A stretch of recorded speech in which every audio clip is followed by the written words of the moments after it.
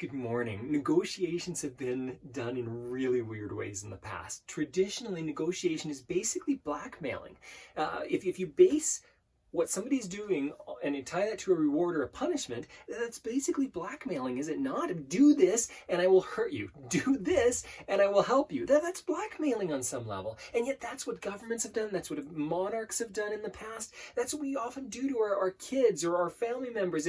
When we're in a position of strength, we typically go, do this or else. And that's not the way to get the best out of people. We know for a fact, all research shows this, that when we connect with somebody, when we ask them what they want and we help them get what they want, they're more likely to follow through with the things that they're doing. I'll give you a really quick example. My son is somebody who, like me, really struggled with reading early on. This is why teachers called me mentally retarded when I was in grade 2. And because of that, because he struggles with reading, he doesn't like to read.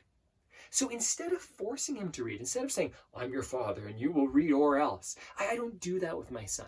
What I do with my son is I find things that he enjoys on their own and then give them to him in reading form. That's it. He loves Calvin and Hobbes. He loves comics. He loves reading about these naughty kids who are doing crazy things and thinking through things and really innocent on many levels and yet still getting in trouble all the time.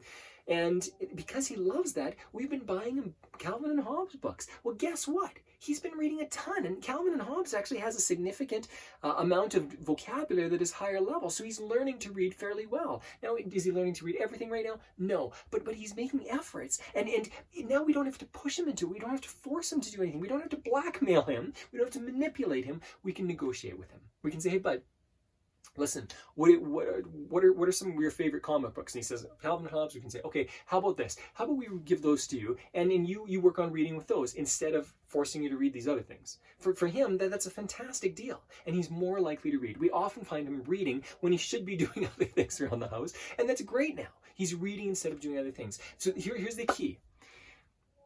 You don't know what helps somebody. You don't know what they care about. You don't know what they want unless you ask those questions. So as we've been talking about the opening questions, you've been learning about other people and getting to know them. That is what's going to help you. Practice curiosity. I'll talk about this a little bit tomorrow again. You've got this. Enjoy your day.